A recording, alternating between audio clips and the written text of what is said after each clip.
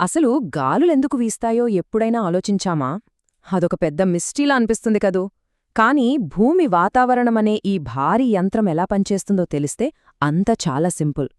Routine introductions పక్కన పెట్టేసి నేరుగా ఈ అద్భుతమైన వాతావరణం వెనక ఉన్న సైన్స్ ఏంటో చూద్దాం. ఈ రోజుటి మన ఈ విశ్లేషణకు స్వాగతం.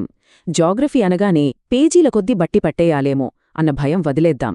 కాన్సెప్ట్స్ పట్టుకుంటే క్లైమెటాలజీని ఈజీగా డికోడ్ చేయొచ్చు. దానికిదొక మాస్టర్ కీ అనుకుందాం. ఇక ఏమాత్రం ఆలస్యం చేయకుండా ఇవాల్టి మన అజెండా ఏంటో చూద్దాం.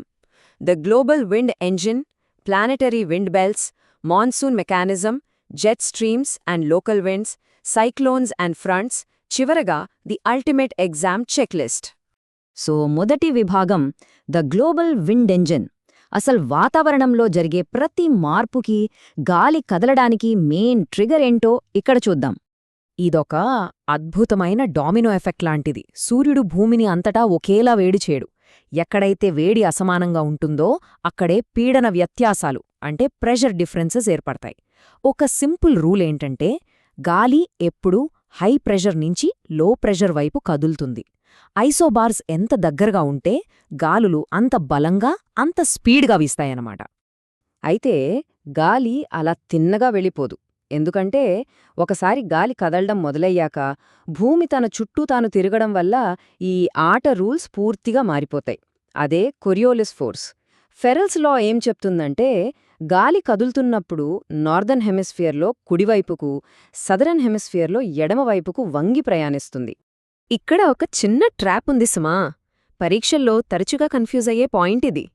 కొరియాలిస్ ఫోర్స్ అనేది కేవలం గాలి వీచే దిశను అంటే డైరెక్షన్ని మాత్రమే మారుస్తుంది, గాలి స్పీడ్ని కాదు. పైగా ఈ ఫోర్స్ ఈక్వేటర్ దగ్గర అంటే భూమధ్యరేఖ వద్ద పూర్తిగా జీరో. అదే ధృవాల వద్ద చూసుకుంటే మ్యాక్సిమం ఉంటుంది. ఈ పాయింట్ అసలు మర్చిపోవద్దు. ఇప్పుడుక రెండవ విభాగంలోకి అడుగుపెడదాం. అదే ప్లానెటరీ విండ్ బెల్ట్స్. ఈ బేసిక్ రూల్స్ వల్ల గ్లోబల్ లెవెల్లో పెద్ద పెద్ద విండ్ హైవేస్ ఎలా ఏర్పడతాయో చూద్దాం. ఇక్కడొక ఇంట్రెస్టింగ్ ట్రిక్ ఉందండి. ట్రేడ్, వెస్ట్, పోల్ ఈ మూడు పదాలు గుర్తుపెట్టుకుంటే చాలు. భూమధ్యరేఖ నుంచి ధృవాల వరకు ఉండే పవనాల ఆర్డర్ ఇట్టే లాకైపోతుంది. ముందుగా ట్రేడ్ విండ్స్, తర్వాత వెస్టర్లీస్, ఆ తర్వాత పోలార్ ఎస్టర్లీస్. భలే సింపులో కదా. అలాగే ఈక్వేటర్ నుంచి పోల్స్ వైపు వెళ్తున్నప్పుడు లో హై లో హై అనే సీక్వెన్స్ బాగా పనిచేస్తుంది. ఈ ప్రెషర్ బెల్ట్స్ అనేవి అద్భుతమైన పవనాలకు ఎలా బర్త్ ప్లేసెస్గా మారతాయో ఇక్కడ గమనించవచ్చు.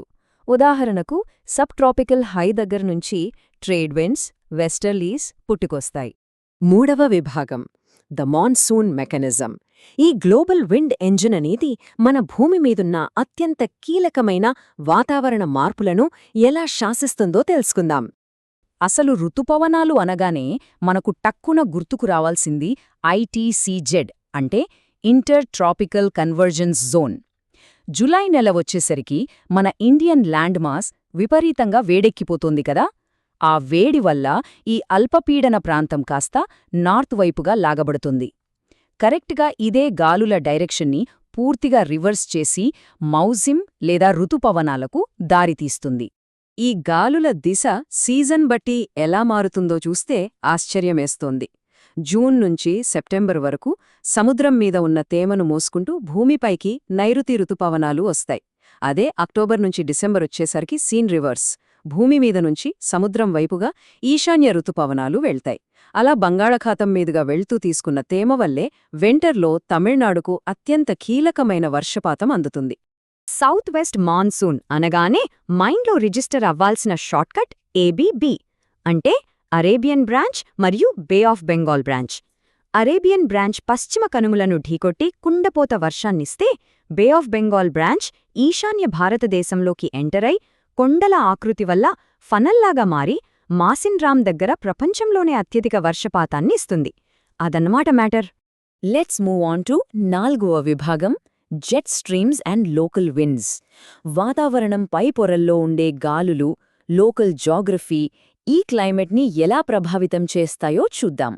మన ఇండియాలో వర్షాలకి ఎక్కడో పసిఫిక్ మహాసముద్రంలో జరిగే మార్పులకి చాలా లింక్ ఉంది. వాటర్ సర్క్యులేషన్ వల్ల ఒకవేళ ఎల్ నీనో వస్తే ట్రేడ్ విండ్స్ వీక్ అయిపోయి మన దగ్గర వర్షాలు పడిపోతాయి.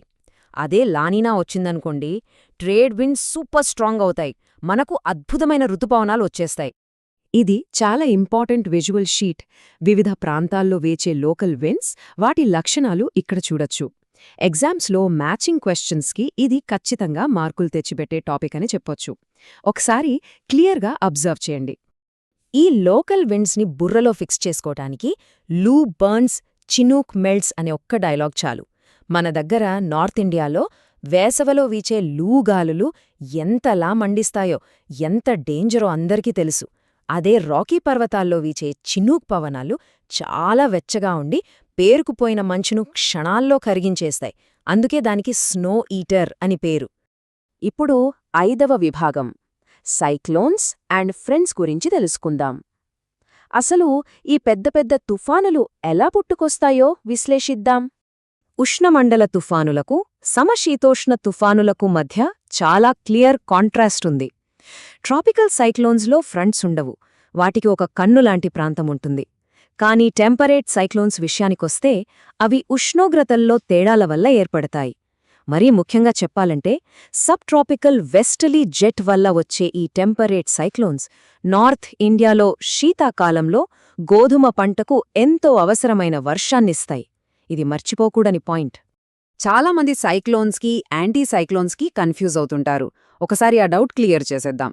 సైక్లోన్ అంటే లో ప్రెషర్, వాతావరణం మబ్బులు పట్టి ఉంటుంది. యాంటీ సైక్లోన్ అంటే హై ప్రెషర్, ఆకాశం చాలా నిర్మలంగా ఉంటుంది. బాయ్స్ బ్యాలెట్ నియమం కూడా ఇదే చెబుతుంది. గాలికి వీపు చూపి నిలబడితే అల్పపీడన కేంద్రం ఎక్కడుందో ఈజీగా కనిపెట్టేయొచ్చు. ఇక 6వ మరియు చివరి విభాగం, ది అల్టిమేట్ ఎగ్జామ్ చెక్లిస్ట్. ఇందాకటిదాకా నేర్చుకున్నదంతా ఒక క్వశ్చన్ ప్రూఫ్ ఫ్రేమ్వర్క్ లాగా ఎలా మారుతుందో చూద్దాం. ఇక్కడ కొన్ని ఫాల్స్ స్టేట్మెంట్స్ ఉన్నాయి. వీటిలో పడి చాలామంది మార్కులు పోగొట్టుకుంటారు. ఋతుపవనాలు శాశ్వతం కాదు, అవి కేవలం సీజనల్. అలాగే వెస్టర్లీస్ అనగానే పశ్చిమం నుంచి తూర్పుకు వీస్తాయి, అంతేకాని రివర్స్లో కాదు. ఇక జెట్ స్ట్రీమ్స్ కింది ట్రోపోస్ఫియర్లో ఉండవు, అవి బాగా పైన ట్రోపోపాజ్ దగ్గరుంటాయి. ఈ చిన్న విషయాలు గుర్తుంచుకుంటే చాలు, ఎగ్జామ్లో ట్రాప్స్ నుంచి సులభంగా ఎస్కేప్ అయిపోవచ్చు. మొత్తం ఈ అట్మాస్ఫిరిక్ మెషీన్ అంతా ఒక ఫ్లో లాగా చూస్తే సూర్యుని వేడి దగ్గర మొదలవుతోంది. ఆ తర్వాత పీడన మండలాలు, పవనాలు, కొరియోలస్ ఫోర్స్, ఐటీసీజెడ్ షిఫ్ట్ అవ్వడం, ఋతుపవనాలు రావడం, సైక్లోన్స్, వర్షాలు, ఇలా ఈ డామినో ఎఫెక్ట్ను ఒక సీక్వెన్స్లో అర్థం చేసుకుంటే అనవసరంగా ఏదీ బట్టి పట్టాల్సిన పనే ఉండదు. అన్నీ వాటంతటవే గుర్తుండిపోతాయి. ఇదంతా చూశాక చివరగా ఒక చిన్న థాట్. ఈ భారీ వాతావరణ యంత్రంలో వాకర్స్ సర్క్యులేషన్ లాంటి ఏదైనా ఒక చిన్న గేర్ మారినా కూడా అది రేపటి మన వెదర్ మ్యాప్స్ని ఎలా సమూలంగా మార్చేస్తుందో ఒక్కసారి ఊహించండి. భూమి వాతావరణం అనేది ఎప్పుడు ఒకేలా స్థిరంగా ఉండే బుకిష్ నాలెడ్జ్ కాదు, అదొక హైలీ ఇంటర్కనెక్టెడ్ సిస్టమ్, నిరంతరం మారుతూ ఉంటుంది. ఇలాంటి మరిన్ని ఇంట్రెస్టింగ్ ఫ్యాక్ట్స్తో ఇంకొక విశ్లేషణలో కలుద్దాం.